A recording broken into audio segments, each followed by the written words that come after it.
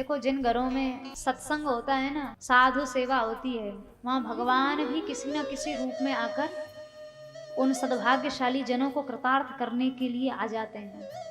भक्तमाल जी में ही दृष्टांत है। एक राजा पक्षियों की बड़ी सेवा करता था। अपने छत पर कबूतरों को, चिड़ियाओं को, तोताओं को दाना डालता था रोज। तो एक दिन छत से हंस हंसनी का जोड़ा उड़ के जा रहा था। हंस कहाँ रहते हैं? मानसरोवर में। ऐसे चलते फिरते नहीं दिखाई देते। तो हंस हंसनी आपस में देखने लगे, देखो ये राजा कितना पक्षी सेवी है, पक्षियों की बड़ी सेवा करता है, हमारे समूह की सेवा करता है, चलो देख ही लें कैसी सेवा करता है। तो हंस हंसनी का जोड़ा राजा के छत पर आकर रुक गया। राजा ने कहा, अरे ये तो मानसरोवर में रहने वाले हंस हैं, ये आज मेरे महल की छत पर कैसे आ गए?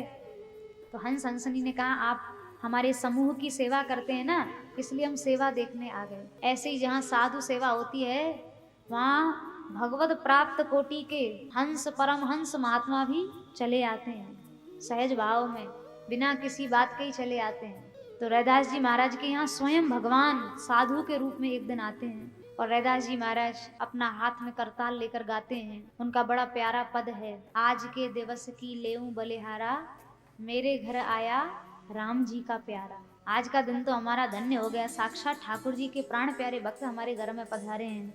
आंगन भवन भयो अति पावन, हरिजन बैठे हरि यश गावन। ये धरती धन्य हो गई, यहाँ बैठ के भगवान के भक्त हरि यश सुनाएंगे, गाएंगे, कथा कहें और अर्थ विचारें, आप तरें और को तारें।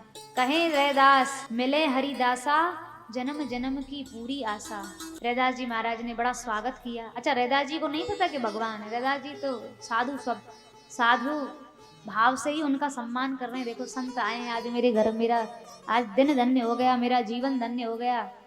रैदास जी महाराज ने उनसे प्रार्थना की संत महानुभाव से, हे महाशय, मैं तो चर्मकार कुल का आदमी हूँ, आप संत भगवान हैं, जूता गांठना मेरा काम है, चमड़े के जूता बनाता हूँ, दिन भर जूता गांठता हूँ, जो बन पड़ जाए भगवान का नाम ले लेता हूँ, मैं आपकी क्या सेवा करूँ? वो कुछ रुपया पैसा देने लगे, बोले आप बाजार से फल फूल खरीद के खा लेना, मेरे घर का तो आप अन्न पावेंगे नहीं।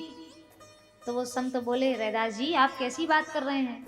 देखो, हमको व्यवहार का ज्ञान नहीं, बाजार में खरीदना बेचना ये सब सौदाबाजी हमने कभी की नहीं है। तो महाराज आप कहें तो मैं खरीद के दे दूं। बोले नहीं, फल वल हमें अनुकूल ही नहीं पड़ते, सर्दी का वैसे ही समय, फल वल खाएंगे और बीमार पड़ जाएगा शरीर। तो महाराज सीधा सामान ले लो, आटा दे देता हूँ, अपने आप बना लो, खा लो, मैं और तो कुछ नहीं, मैं चर्मकार हूँ। तो ठाकुर जी बोले, तो चर्मकार हो तो क्या हुआ? अरे महाराज, अभी किसी ने सुन लिया ना आपकी ये सब बातें, तो कोई आपको साधु समाज में टिकने नहीं देगा, आपको समाज से बहिष्कृत कर दिया जाएगा। भगवान बोले, हम तो समाज से बहुत दिन से वैसे ही बहिष्कृत ही चल रहे हैं, हमें कौन समाज लेता है, हम तो बहिष्कृत ही हैं।